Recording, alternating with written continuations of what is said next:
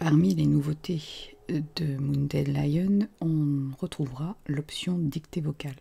Dictée vocale que vous pouvez activer directement dans le menu édition du Finder.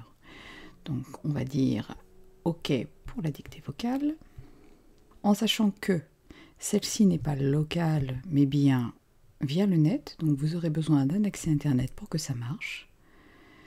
Et bien sûr, la dictée vocale dispose de son propre réglage dans les préférences système. Vous avez ici l'icône comme quoi c'est activé et vous voyez que je peux choisir le type de microphone que je souhaite. Ici, il utilise mon micro pour l'enregistrement via ScreenFlow et ça tombe bien, c'est celui-là que je souhaitais. Vous choisissez la langue de dictée en sachant que seules quelques langues sont disponibles, à savoir l'anglais et ses dérivés, l'allemand, le français et le japonais.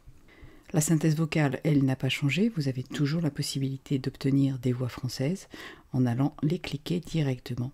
Et sauf erreur de ma part, je crois que Audrey est une nouvelle option. Alors pour utiliser la dictée vocale, il suffit d'aller dans une application qui le supporte. Donc on va ouvrir par exemple TextEdit. On reviendra sur l'interface iCloud. Je vais créer un nouveau document et je vais appuyer 2 fois sur la touche Fonction.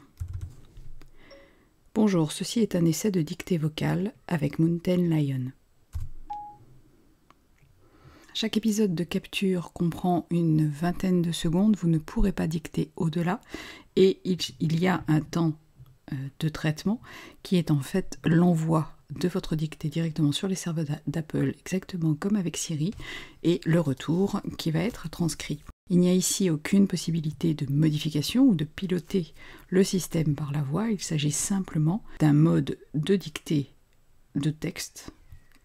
Et par contre, il est disponible dans toutes les applications qui supportent le texte. Donc encore une fois, je double-clique sur FN pour lancer la dictée et ensuite soit j'appuie sur OK, soit j'appuie sur la touche Entrée pour finir ma période de dictée. Comme vous le voyez, le niveau de dictée vocale est assez bon, virgule, et il pourra permettre de rapidement entrer du texte ou un Twitter. Point. Donc effectivement, si je crée un tweet, ici je peux également utiliser la dictée vocale en faisant double fonction. Ceci est un tweet automatique avec dictée vocale. Point.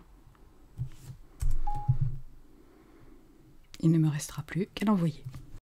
Le gros avantage par rapport à une solution telle que Dictate, de nuance, est qu'il n'y a pas de temps d'apprentissage, que tous les utilisateurs peuvent utiliser la dictée vocale sans avoir besoin de changer de session. Encore une fois, c'est une solution via Internet, donc si vous avez du texte avec des données confidentielles, il faudra mieux éviter d'utiliser ce type de dictée vocale. Vous pouvez dicter la ponctuation, mais vous ne pouvez pas demander par exemple à mettre en gras. Vous pouvez également modifier le type de raccourci que vous souhaitez ou mettre un raccourci strictement personnalisé. Petite précision, si votre ordinateur est en train de ventiler pour une raison X ou Y, parce qu'il a chaud ou tout simplement parce qu'une application utilise beaucoup de ressources processeurs, le fait d'enclencher dictée vocale va diminuer la vitesse de rotation des ventilateurs pour ne pas perturber la capture.